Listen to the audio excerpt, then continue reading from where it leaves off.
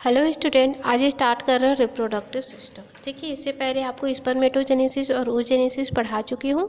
आज पढ़ रहे हैं रिप्रोडक्टिव सिस्टम। रिप्रोडक्टिव सिस्टम में आपको मेल और फीमेल दोनों का रिप्रोडक्टिव सिस्टम पढ़नी है। आज स्टार्ट कर रहे हैं यहाँ पर फीमेल में रिप्रोडक्टिव सिस्टम। ठीक है, देखते हैं फीमेल का रिप्रोडक्टिव सिस्टम है, उसके अंतर्गत कितने आर्गन होते हैं, ठीक है, कितनी पेयर में पाई जा रही है, उसका स्ट्रक्चर कैसा रहता है। तो ये फीमेल रिप्रोडक्टिव आर्गन है। ये फीमेल रिप्रोडक्टिव आर्गन है, इसे 2 पार्टों में डिवाइड किया गया है। देखिए, फर्स्ट रिप्रोडक्टिव आर्गन, एक होती है सेकेंडरी रिप्रोडक्टिव आर्गन। तो फर्स्ट रिप्रोडक्टिव आर्गन है, इसमें आती है ओवरी। ठीक है, सेकेंड रिप्रोडक्टिव आर्गन या फिर इसे सेकेंडरी रिप्रोडक्टिव आर्गन या फिर एसेसरी आर्गन भी कहा जाता है। जो एसेसरी आर्गन है, इसमें आता है ओविडक्ट। इसी ओविडक्ट को ही फॉलिक्यूलर ट्यूब कहा जाता है। ठीक है, इसमें आती है यूटेरस और वेगिना। ठीक है, तो सेकेंडरी में क्या क्या आते हैं देखिए, एक फॉलिक्यूलर ट्यूब होती है, एक होती है इसमें यूटेरस, और फिर क्या होती है इसमें वेगिना होती है। स्ट्रक्चर में देखते हैं ये सभी पार्ट कहाँ कहाँ पर है। ठीक है, ये है क्या है, फीमेल का रिप्रोडक्टिव सिस्टम है। इस फीमेल के रिप्रोडक्टिव सिस्टम में आप बीच में एक संरचना देख रहे हैं। ठीक है, कैसे संरचना, एक तिकोनी आकार की संरचना है। इस संरचना को क्या कहा जाता है, यूटेरस। यूटेरस को हिंदी में कहते हैं गर्भाशय। तो ये क्या है, यूटेरस वाला भाग है। इस यूटेरस के बाहर, ठीक है, इसके दीवार में क्या होती है, 2 अंडा आकार की जो संरचनाएं बाहर आती है। ठीक है, तो संरचना है जो अंडे आकार की संरचना, इन संरचना को क्या कहा जाता है, ओवरी कहा जाता है। ठीक है, क्या कह रहे हैं, ओवरी कह रहे हैं। तो ओवरी है, इसे हम लोग यहाँ पर क्या पढ़े, फर्स्ट रिप्रोडक्टिव आर्गन पढ़े। क्यों, क्योंकि ये जो ओवरी है, ठीक है, ये ओवरी क्या करता है, एग का फॉर्मेशन करता है। ठीक है, या फिर ओवा या फिर ओवियम का क्या करती है, फॉर्मेशन करती है। इस तरह से प्राइमरी रिप्रोडक्टिव आर्गन कह रहे हैं। ये जो ओवरी है वो कितनी होती है, 1 पेयर पाई जाती है। ठीक है, इस यूटेरस के चारों, ठीक है, इसी यूटेरस से ही 2 और नलिकाकार संरचना बाहर आती है। ठीक है, ट्यूबुलर स्ट्रक्चर होती है। इस ट्यूबुलर स्ट्रक्चर को क्या कहते हैं, ओविडक्ट। ओविडक्ट या फिर क्या कहा जाता है, इसे फॉलिपियन ट्यूब भी कहा जाता है।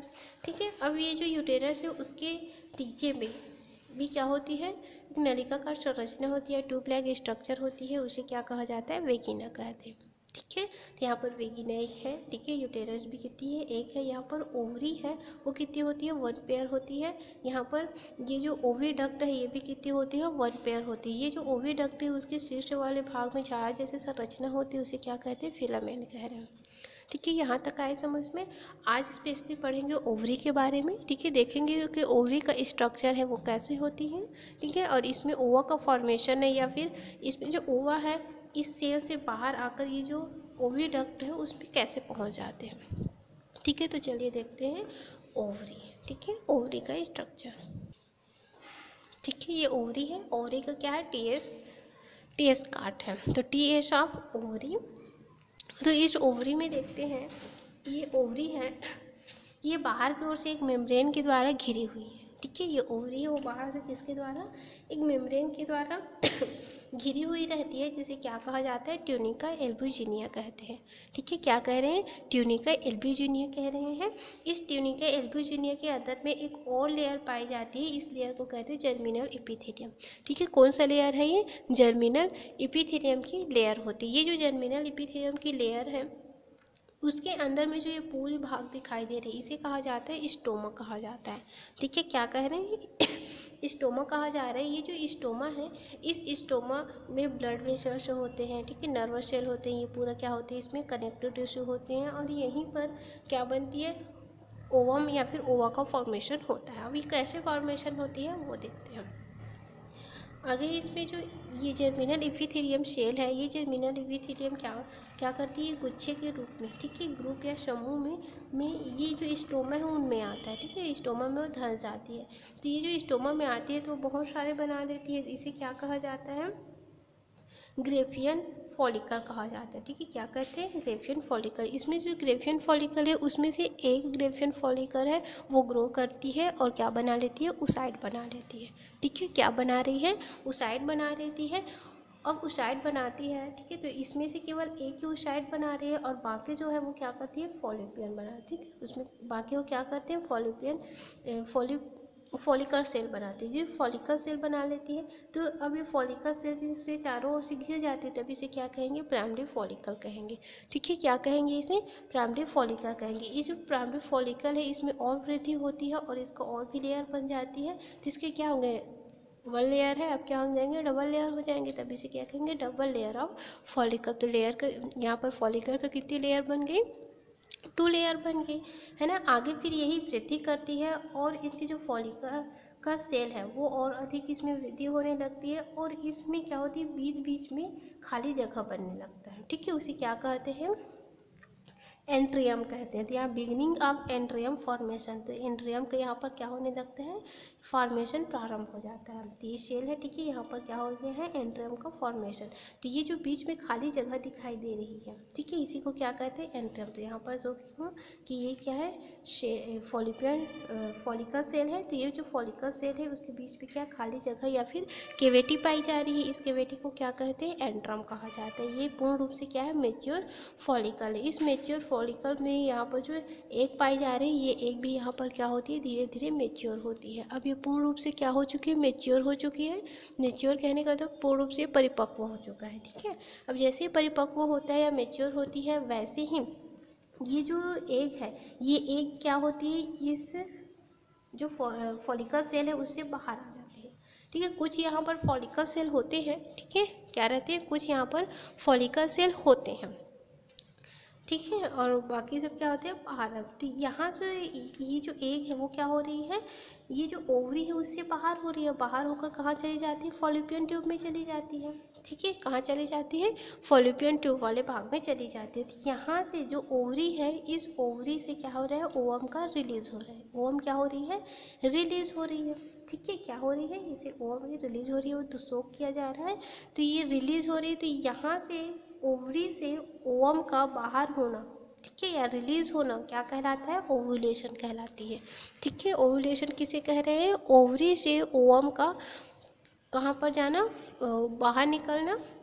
ठीक है, रिलीज होना उसे क्या कह रहे हैं, ओव्यूलेशन कह रहे हैं। अब ये जो ओव्यूलेशन होने के बाद फिर ये कहाँ चला जाता है, फॉलोपियन ट्यूब में, देखते हैं कैसे जाता है। ठीक है, ये क्या है, ओवरी वाला पार्ट है। तो इस ओवरी में क्या बना है, एक बना।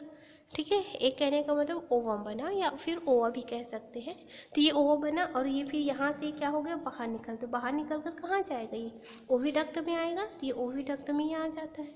ठीक है, आगे अब इसमें क्या होगा, फर्टिलाइजेशन। तो फर्टिलाइजेशन होगा और नहीं होगा, उस स्थिति में इस ओवरी के अंदर क्या देखने को मिलती है, ये देखते हैं।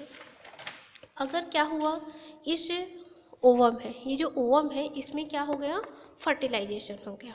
ठीक है, अगर इसमें फर्टिलाइजेशन हुआ, फर्टिलाइजेशन होने के बाद वो जायगोट बन जाएगा, फिर क्या हो जाएगा, वहाँ पर भ्रूण का विकास होने प्रारंभ हो जाएगा। तो यहाँ अगर फर्टिलाइजेशन होता है तब यहाँ पर क्या बनती है, कार्पस ल्यूटियम बनती है। ठीक है, क्या बन रही है, कार्पस ल्यूटियम बन रही है। ये जो कार्पस ल्यूटियम है कब बनती है, जब यहाँ पर क्या हो जाए, फर्टिलाइजेशन। ठीक है, तो फर्टिलाइजेशन होने के बाद ये कार्पस ल्यूटियम का क्या काम होता है, तो ये जो कार्पस ल्यूटियम है, ये कार्पस ल्यूटियम क्या करते हैं, एक हार्मोन्स का सिक्रेशन करती है। ठीक है, कौन सा हार्मोन, प्रोजेस्टेरॉन हार्मोन।